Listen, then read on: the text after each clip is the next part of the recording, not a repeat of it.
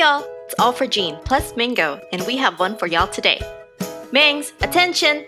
We're gonna make Katsu-Okyako-Don. Okay, I got it all, Mommy. Here you go. Okay, let's get prepping. We need about 1/4 to half a large onion, peeled and sliced. Keep this in a separate bowl. Next, crack 3 eggs into a bowl. Break the yolk and give it a light beat or stir. With me so far? I'm following, Mommy. We're now making the sauce. In another bowl, add 1 teaspoon of soybean paste, 1 tablespoon of soy sauce, 2 teaspoons of mirin, 1½ teaspoon of sesame oil, 1 tablespoon of water, 1 tablespoon plus a teaspoon of sugar, and 1/4 teaspoon of pepper, and then you mix. Yep, that's Mommy's sauce. This is Mommy's interpretation of Katsu-Don or Okyako-Don. You can read more about how Mommy created this recipe in our blog, Mango, because we gotta get going on our chicken. This was a pretty big chicken breast, so Mommy only needed 1 to feed 2 people. Usually, Mommy slices the chicken hamburger style to get about 1/4 inch thickness. Since this breast was so big, we got 3 pieces out of it. Maybe you get to have the little one, huh, Mango? Alright, in order to katsu the chicken, we need to bread it. I got this! Mommy is cracking an egg into another bowl with about a tablespoon of water and then beat it so it becomes like an egg wash.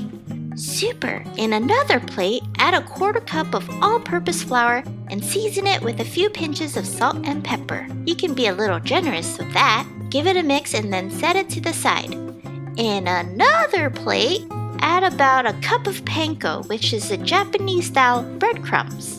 Let's rearrange the ingredients so that we can bread it easier. We're going to place our chicken into the flour, then egg, and then panko. Try to use one hand for touching the wet ingredients and the other for dry, otherwise we're going to bread our fingertips. First, place our chicken into the flour.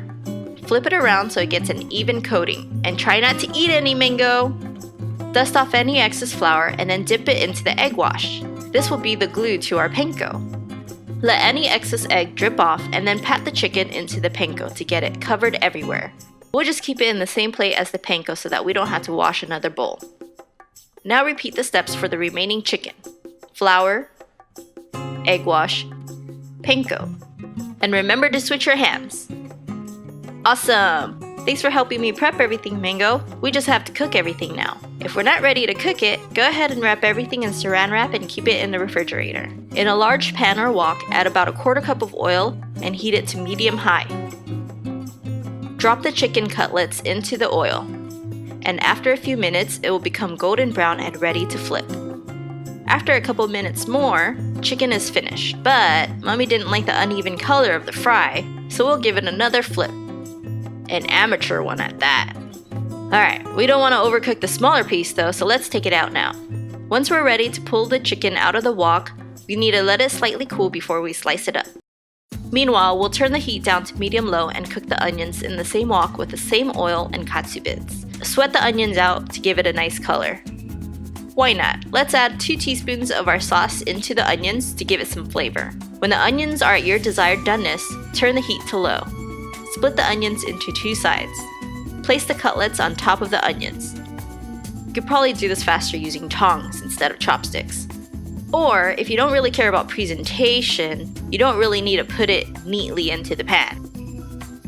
Now add the egg into the pan, just to get it everywhere. Lastly, give our sauce a quick stir and pour it into the pan to mingle with the eggs and chicken. Cover with a lid for about 1 to 2 minutes, just until the egg is gently cooked and still a little runny.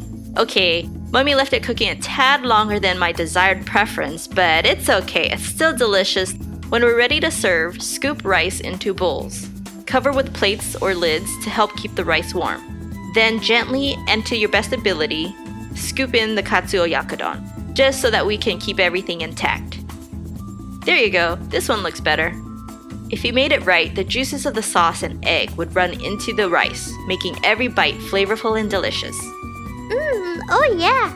Katsu-Okyako-Don. Not quite Katsudon because it's not pork cutlet, and not quite Oyakodon because the chicken isn't fried.